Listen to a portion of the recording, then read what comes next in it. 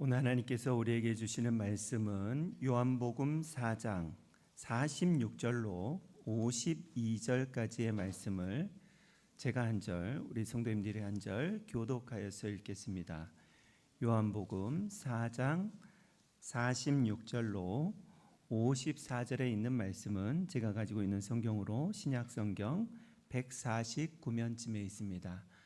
한 절씩 교독하시고 마지막 절은 함께 합독하시겠습니다. 제가 먼저 하나님의 말씀을 봉독합니다. 예수께서 다시 갈릴리 가나에 이르시니 전에 물로 포도주를 만드신 곳이라. 왕의 신하가 있어 그의 아들이 가버나움에서 병들었더니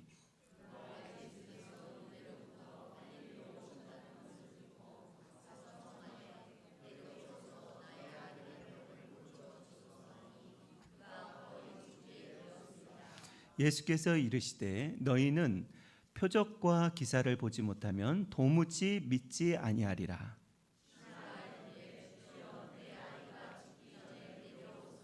예수께서 이르시되 가라 내 아들이 살아있다 하시니 그 사람이 예수께서 하신 말씀을 믿고 가더니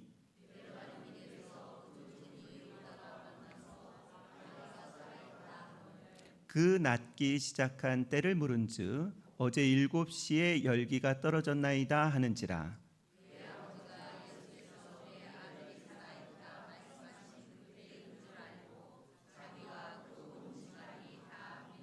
같이 합니다.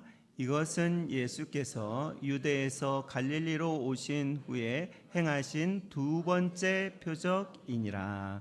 아멘.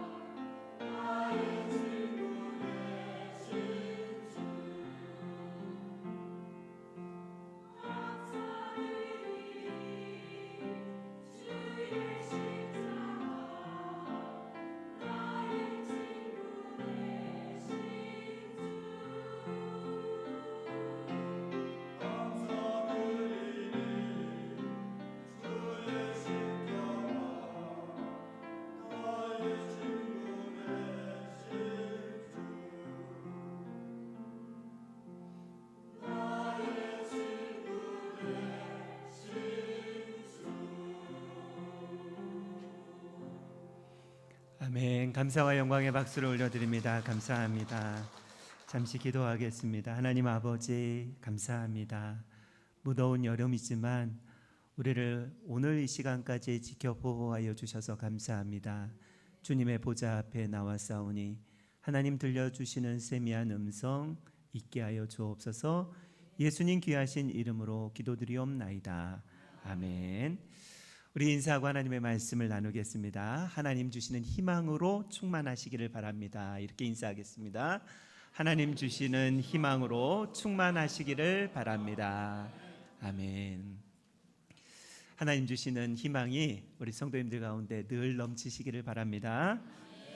우리가 지난주에 에스겔의 마른 뼈 환상을 통하여서 소망과 희망이 전혀 없는 상황과 환경에서도 하나님의 생명의 말씀이 임하면, 성령 하나님으로 충만하면 희망 넘치는 그런 삶을 살아갈 수 있다라는 그런 말씀을 나누었습니다.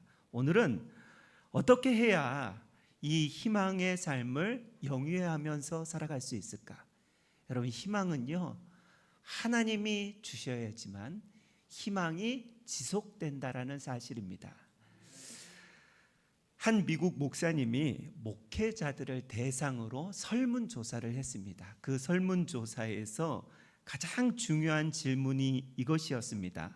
목사님들은 인생에 가장 큰 변화를 준 것이 무엇입니까? 인생에 가장 큰 변화를 준 것이 무엇입니까? 라고 그렇게 질문했더니 대부분 목회자들이요, 고난이 인생에 가장 큰 변화를 주었다고 답했다고 합니다. 하나님은 우리가 당하는 이 고난의 시간을 낭비하지 않으시고 고난을 통해서 우리를 변화시키시는 분이신 줄로 믿습니다. 오늘 본문 속에서도요, 큰 고난 속에서 희망을 가진 사건의 말씀을 우리에게 보여주고 있습니다. 어떻게 희망을 가지게 되는지 두 가지로 오늘 살펴보기를 원하는데요. 먼저 하나님 앞에 나아가 간절히 믿음으로 기도하는 사람이, 다시 말씀드립니다. 하나님 앞에 나아가 간절히 믿음으로 기도하는 사람이 희망을 가질 수 있다는 것입니다. 여러분, 제가 첫 번째 말씀을 하면서 조건이 여러 가지 붙었습니다. 하나님 앞에 나아가 간절히 기도하고 믿음으로 기도하는 사람이 하나님 주시는 희망을 받을 수 있다라고 조건이 많이 붙어 있습니다. 여러분, 46절 47절을 한번 말씀을 보십시오. 예수께서 다시 갈릴리 가나에 이르시니 전에 물로 포도주를 만드신 곳이라 왕의 신하가 있어 그의 아들이 가버나움에서 병들었더니 그가 예수께서 유대로부터 갈릴리로 오셨다라는 것을 듣고 가서 청하되 내려오셔서 내 아들의 병을 고쳐주소서 하니 그가 거의 죽게 되었다라고 그렇게 성경은 말씀하고 있습니다. 예수님께서요, 이제 예루살렘에서 사역하시다가 사마리아를 통과하셔서 갈릴리 땅에 오셨습니다. 갈릴리에는 여러 동네가 있습니다. 청운면에 다데리도 있고 우리 가룟리도 있고 여물리도 있고 이렇게 동네 이름이 여러 개 있는 것처럼 갈릴리라는 지역도요, 가나 지역에 예수님께서 내려오셨고요. 거기 전에 어디로 오셨냐면 예수님께서 갈릴리 나사렛 동네에 먼저 오셨습니다. 나사렛이라고 하면 생각나는 것, 예수님이 어린 시절 자라난 곳입니다. 그런데 갈릴리 나사렛 고향 같은 곳에 갔더니 예수님을 반기지 않아요. 그래서 예수님께서는 환영하지 않는 갈릴리 나사렛 동네를 뒤로 하고 이제 가나라는 동네로 내려오십니다. 가나라는 동네, 우리가 익히 알고 있는 그런 동네입니다. 예전에 물로 포도주를 만드신 기적이 일어났던 곳이 이 가나입니다. 가나에 예수님이 오셨다라는 소식을 누가 들었냐면요, 왕의 신하가 들었습니다. 이 왕의 신하는 가버나움에서 살고 있었는데요, 가버나움과 가나의 거리는 한 30km 이상이 떨어져 있는 곳입니다. 이스라엘 땅을 잘 보시면 아시겠지만 산지가 많고 광야가 많고 이런 곳이기 때문에 직선으로 30km지 이곳을 가려면 하루 종일 가야 될 것입니다. 제가 체크를 해봤더니 우리 갈릴리래 우리 가르니에서 우리 교회에서 왜 갈릴리가 나오는지 모르겠어요. 가르니에서 용문까지 거리를 찍어보고 시간을 찍어봤더니 차로 30여 분, 이 정속해서 사람마다 다 운전 스타일이 틀리기 때문에 차이가 있을 수는 있습니다. 그런데 대부분 30분 정도면 이제 용문까지 나갈 수 있는 거리입니다. 이 거리예요. 지금 가버나움에서 가나까지 오는 거리가 우리 가론니에서 용문까지 가는 거리예요. 지금이야 용문까지 갈 때 차를 몰고 가면 30분 내에 가지 않습니까? 30분 아무리 천천히 가도 40분이면 용문까지 갑니다. 예전에는 어땠을까요? 예전에 우리 임혜옥 장로님 용문까지 걸어서 가시려면 얼마나 걸리셨어요? 3시간은 걸어가셨어요? 예. 4시간 걸어가신 분도 있대요. 예. 그러니까 반나절은 걸어가야 돼요. 넉넉 잡고 반나절은 걸어가야 되는 거리입니다. 지금 제가 무엇을 말씀드리고 싶은 거냐면 가버나움에서 가나까지 예수님이 있는 그곳까지 오려면 이렇게 빨리 가야 한 3시간, 안 그러면 반나절까지 이렇게 걸리는 그런 거리였는데요. 이 예수님이 가나에 오셨다는 소식을 왕의 신하가 듣고요, 가버나움에서 가나까지 단숨에 뛰어간 거예요. 뛰어간 이유가 있습니다. 그것은 사랑하는 아들이 죽어가고 있었기 때문에 그 거리를 단숨에 뛰어간 것입니다. 여러분, 이것이 부모의 마음이지 않겠습니까? 어릴 적에 이 가르니에서 아이를 키우는데 아이가 아프다면 차도 없지, 차도 끊겼지, 버스도 끊겼지, 어떻게 할 길이 없으면 달려가야죠. 어떡하겠어요. 애 들쳐 없고 용문을 나가고, 용문에서 안 되면 양평을 나가고, 양평에서 안 나면 서울까지 달려가야지요. 이런 마음으로 왕의 신하가 지금 예수님께 찾아간 것입니다. 여러분, 왕의 신하는요, 높은 관직을 가지고 있는 사람이었습니다. 왕의 신하라고 이렇게 표현한 것을 보아서 이때의 헤롯 왕의 신하로 짐작할 수 있습니다. 세상적으로 얼마나 성공한 사람입니까? 그런데 그의 가정의 문제는 사랑하는 아들이 죽어가게 되자 가정에 불행이 닥친 것입니다. 여러분, 어떻게 아버지로서 유명한 다른 의사를 찾아가지 않았겠습니까? 좋다는 약 다 먹이지 않았겠습니까? 다 해봤어요. 그래도 아들이 안 나왔을 때 이 아들의 죽음 앞에 왕의 신하라는 권력도, 자기가 가지고 있는 많은 재산도 아무런 도움이 되지 않았습니다. 깊은 절망에 빠진 그에게 예수님의 소문이 들렸고요, 예수님을 찾아가고 예수님을 만나면 아들이 나을 수 있다라는 희망을 가지게 된 것입니다. 여지껏 그에게는요, 높은 관직이, 많은 물질이 희망이었어요. 그런데 높은 관직과 이 많은 물질은 이 희망을 계속해서 이 사람에게, 왕의 신하에게 주지 못했다라는 것입니다. 높은 관직을 가졌는데 생각지 않은 불행, 아들의 죽음이라는 불행이 찾아와서 이제 왕의 신하는요, 높은 관직 이런 거 필요 없어, 그렇게 생각하고 예수님을 찾아간 것입니다. 아들의 죽음 앞에 낮아질 대로 낮아져서, 여러분, 높은 관직에 올라갔으니 이 사람의 나이를 추정해 볼 때 그래도 이 시대에 예수님께서 33세, 30세 이 정도의 이렇게 공생애를 하셨으니까 예수님보다는 더 높은 나이에 있지 않았겠습니까? 그런데 체면도 아무것도 필요 없고요, 높은 관직도 필요 없고요, 재물도 필요 없습니다. 그저 내 아들 고치겠다라는 그런 마음 하나 가지고 젊은 청년 예수 앞에 엎드려 내 아들 좀 고쳐주소서라고 간청하고 있는 것입니다. 그는 예수님 앞에서 높은 관직 자랑하지 않았습니다. 자기가 가지고 있는 많은 물질도 자랑하지 않았어요.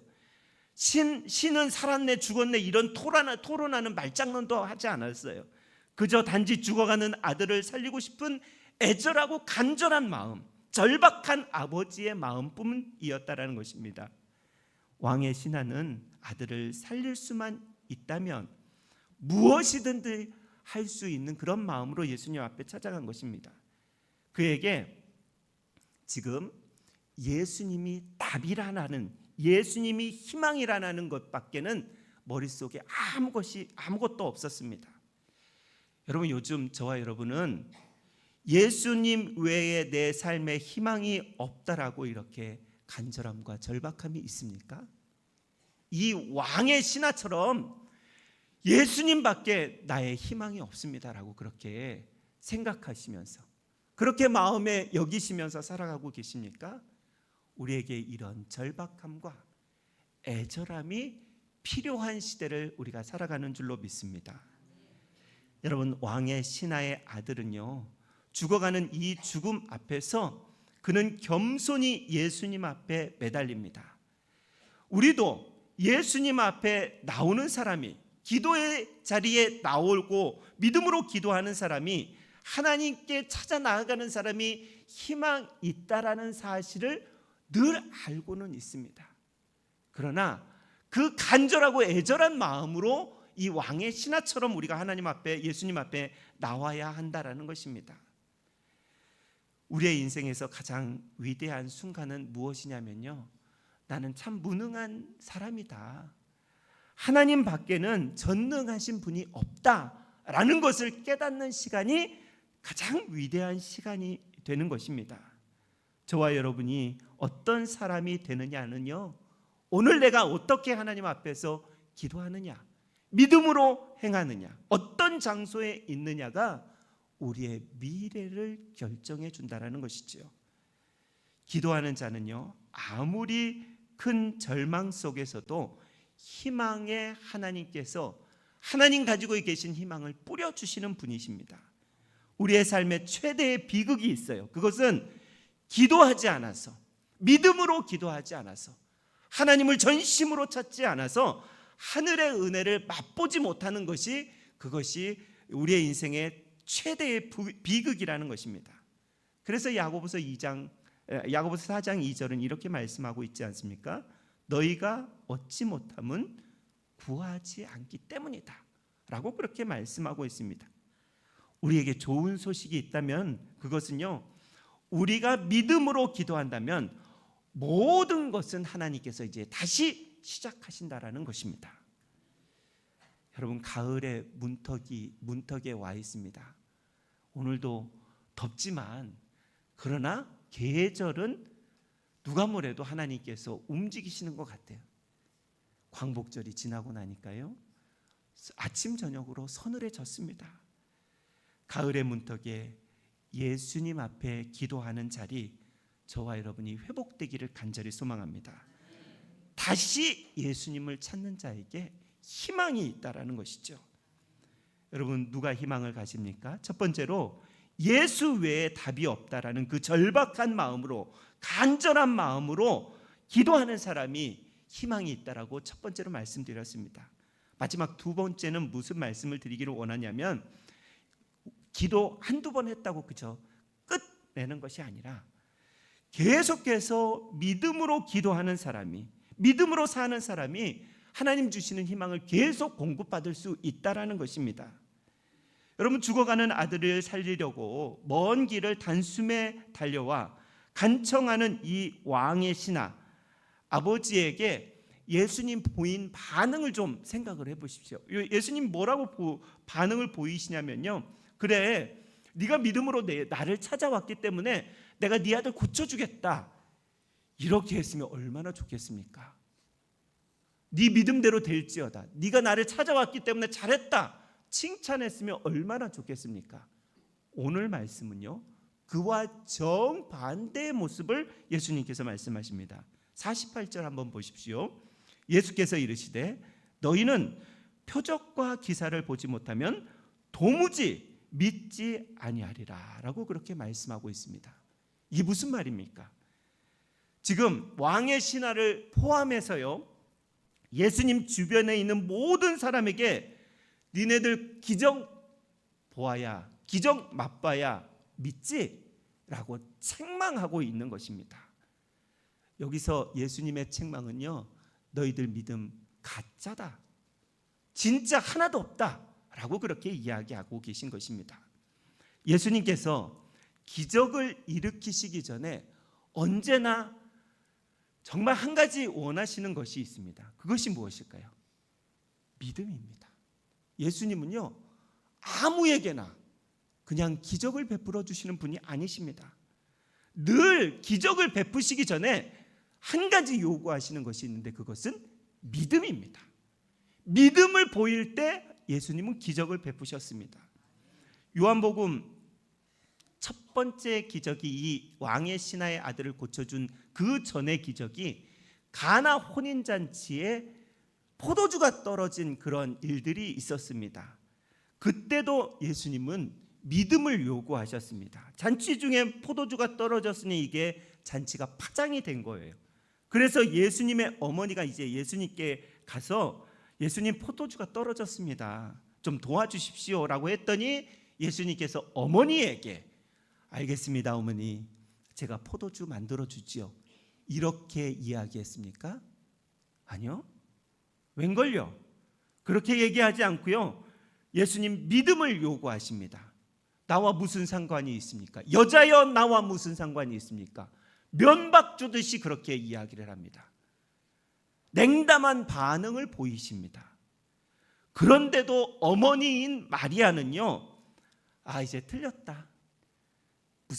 무슨 기적이 일어나겠냐? 잔치 파장이다. 이렇게 하면서 돌아가지 않았다라는 것입니다. 믿음을 보여요. 어떻게 믿음을 보이냐면 종들을 불러서요, 무슨 말씀을 하든지 그냥 순종해라. 이렇게 믿음을 보일 때 이제 예수님께서는 그 믿음을 보시고 물로 포도주를 만드셨던 것을 우리는 잘 알고 있습니다. 이것뿐입니까? 마가복음 7장에 수로보니게 여인의 딸이 죽어갈 때 예수님께서 고쳐주신 사건도 마찬가지입니다. 수로보니게 여인이라는 것은요, 이방인을 뜻하고 있습니다. 예수님, 이 이방인 여자가 예수님 앞에 가서 예수님, 내 딸이 죽어갑니다, 내 딸을 좀 고쳐주소서 라고 그렇게 애원하고 이렇게 간청합니다. 그럴 때 예수님께서 그래, 마음이 참 아프겠구나, 내 딸 내가 고쳐주마, 그렇게 이야기하지 않았어요. 이때도 아주 냉담한 반응으로 이렇게 얘기하십니다. 나는 유대인들을 위해서 왔다.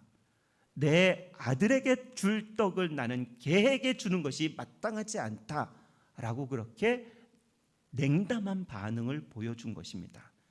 지금 수로보니게 여인과 그 딸에게 뭐라고 얘기하냐면요, 너희들은 개다 라고 그렇게 면박 주면서 말씀하신 것입니다.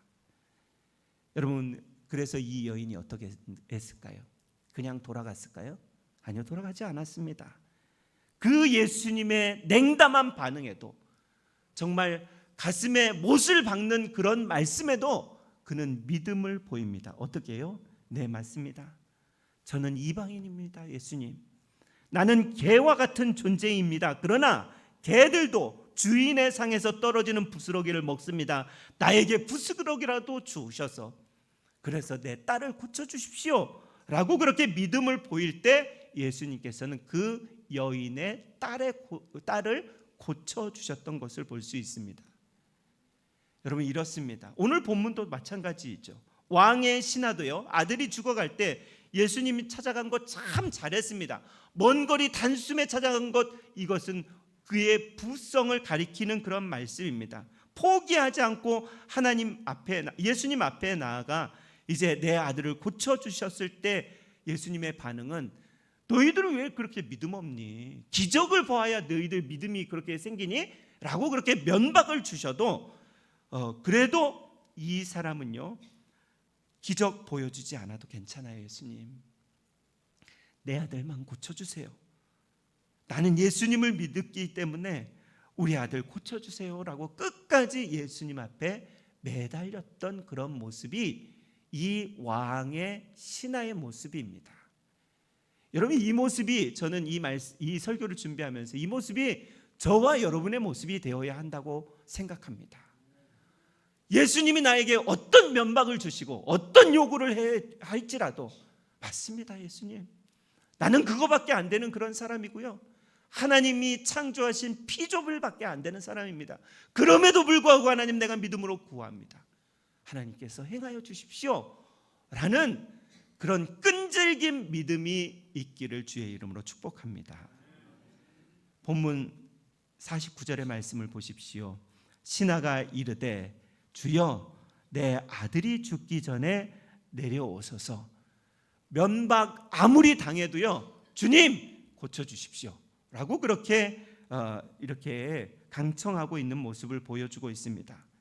여러분, 우리가 예수님을 믿을 때 계속 이런 간절한 믿음이 있어야 돼요. 되면 좋고 안 되면 말고. 이런데 무슨 역사가 일어납니까? 사람에게도요, 끝까지 부탁하고 끝까지 더 부탁할 때 그 부탁을 이루어집니다. 하나님은 더 하시죠. 끝까지 계속 우리가 믿음으로 구해야 하나님께서 들어주셨던 이 믿음의 모습들을 보면서 우리가 포기하지 말아야 된다는 것입니다. 내 편에서 먼저 포기하지 말아야 된다는 것이죠. 왜 기도를 포기하냐면요, 한두 번 기도하다 이게 아닌가 보네 라고 그렇게 내가 포기하기 때문에 기적과 기도의 응답을 맛보지 못할 때가 참 많이 있다라는 것입니다. 여러분, 기적이 없어서, 응답이 없어서 계속 그것들이 없다고 할지라도 우리의 행할 일은요, 계속 믿음을 가지고 계속 간구해야 된다라는 것을 오늘 이 왕의 신앙을 통해서 우리에게 주시는 말씀입니다. 믿음을 보일 때 기적이 일어나고요, 내 기도의 제목이 응답이 된다라는 것입니다. 어떻게 하나님께서 말씀하실지라도 나는 그래도 하나님, 주님께서 행하실 줄로 믿습니다라고 끝까지 하는 거예요. 끝까지. 기도가 언제까지 하느냐고 그렇게 질문하신다면, 언제까지요? 응답 받을 때까지 하는 거예요. 기도는 내가 응답을 받지 못하면 우리 자손에게까지 가서라도 응답이 됩니다. 믿음으로 행했던 기도는. 여러분, 우리가 믿음을 가지고 포기하는 것은요, 기적을 코앞에 두고 포기하는 것과 마찬가지입니다. 끝까지 믿음으로 사는 자가, 끝까지 믿음으로 기도하는 자가 기적도 맛보고 응답도 체험하게 되는 줄로 믿습니다. 예수님은요, 이 신하의 포기하지 않는 믿음을 보시고 이제 죽어가는 아들이 살아났다라고 그렇게 선언해 주십니다. 50절 말씀을 보십시오. 50절입니다. 예수께서 이르시되 가라, 내 아들이 살아있다 하시니 그 사람이 예수께서 하신 말씀을 뭐 했다고요? 믿고 갔다라고 그렇게 말씀하고 있습니다. 끝까지 믿어. 지금 이 왕의 신하가요, 아들이 살아난 것을 눈으로 보지 못했어요. 귀로 듣지 못했어요. 그렇지만 예수님께서 말씀하신 그 말씀을 끝까지 믿었다라고 말씀하고 있습니다. 여기서 살아있다라는 말은요, 죽어가는 아이가 지금 살아서 정상적인 삶을 살고 있다라는 그런 의미입니다. 여러분, 이럴 때 우리는 아멘 할 수 있어야 합니다. 왜냐하면 예수님은 온 우주를 만드신 창조주시이기 때문에 고칠 수 있었던 것입니다. 예수님은 생명의 근원이시기 때문에 이 아들을 고쳐주신 것입니다. 예수님은 우리에게 어두움에서 빛을 주시는 그런 분이십니다. 예수님은 말씀 한마디로 폭풍우를 잠잠케 하셨고요. 죽은 지 나흘이나 되는 사흘이나 되는 나사로를 살리셨습니다. 예수님 어떻게 반응하십니까? 언제나 믿음이 있는 곳에, 믿는 곳에 반응하고 있는 모습을 볼 수 있습니다. 우리가 기도한다고 예수님 응답 주실까요? 아니요, 주지 않습니다. 믿음으로 기도할 때 하나님 우리에게 응답을 주시는 줄로 믿습니다. 여러분, 지금 눈을 들어서 어디를 보아도 상황과 환경 바라보면서 절망하지 않을 만한 그런 상황과 환경이 우리에게 전혀 없습니다. 그러나 이 어려운 가운데서도 우리가 행해야 될 것은요, 끝까지 믿음으로 주님을 바라보고 기도해야 된다라는 것입니다. 그러면 주님께서는 우리의 믿음을 보시고 기적과 응답을 베풀어 주시는 줄로 믿습니다. 누가 기도의 응답을 받습니까? 믿음으로 계속 기도하는 자에게, 응답될 때까지 기도하는 자에게 오늘 예수님은 응답의 은혜를 베풀어 주셨습니다. 야고보서 1장 6절 7절, 오직 믿음으로 구하고 조금도 의심하지 말라. 의심하는 자는 마치 바람에 밀려 요동하는 바다 물결 같으니 이런 사람은 무엇이든지 죽게 얻기를 생각하지 말라. 믿음이 없는 기도는요, 죽게 얻기를 생각하지 말라, 생각도 하지 말라라고 말씀하고 있습니다. 믿음은 하나님과 나를 연결해 주는 통로입니다. 믿음은 하나님의 것이 내 안으로 들어오는 파이프입니다. 믿음은 연약한 나를 하나님의 능력과 연결해 주는 것입니다. 믿음은 나의 한계를 뛰어넘게 해 주는 것입니다. 그래서 믿는 자에게 능치 못함이 없다라고 성경은 우리에게 말씀하고 있는 것입니다. 여러분, 우리는 희망이 없는 세상에서 희망이 없는 사람들처럼 그렇게 살면 안 됩니다. 누가 희망을 가지게 됩니까? 예수님께서 답이시다. 예수님 밖에는 답이 없다라고 간절하고 절박한 마음으로 믿음으로 기도하는 자에게 희망이 넘칩니다. 또 한 가지, 하나님께서 허락하시는 희망은요, 한두 번 기도했다고 그 기도 응답되지 않는다고 포기하는 것이 아니라 계속 믿음으로 기도하고 사는 사람이 하나님의 기적과 응답을 체험하게 된다라는 것입니다. 예수님밖에 없다라는 그 절박함과 간절함으로 계속 믿음으로 기도하는 저와 여러분이 되시길 바랍니다. 그래서 늘 주님이 주시는 희망 넘치는 삶, 저와 여러분의 삶 되시길 주의 이름으로 축원합니다. 기도하겠습니다. 하나님 아버지, 감사합니다. 오늘도 우리로 예배케 하여 주시고 하나님께 영광과 찬송이 되어질 수 있도록 은혜 베풀어 주시니 감사합니다. 어디를 둘러봐도 희망이라고 눈 씻고 찾아볼 곳이 없는 이 세대 가운데 하나님, 우리 가론교회 모든 성도들은 하나님 외에는 답이 없다라는 절박한 마음으로, 간절한 마음으로 기도하게 하여 주시고, 또 하나님 아버지, 한두 번 기도하고 끝나는 것이 아니라 하나님 계속해서 믿음으로 살아가고 믿음으로 기도하며 하나님의 기적과 응답을 바라볼 수 있는, 체험할 수 있는 믿음의 사람들, 희망의 사람들 다 되게 하여 주옵소서. 예수님 이름으로 감사하며 기도드리옵나이다. 아멘.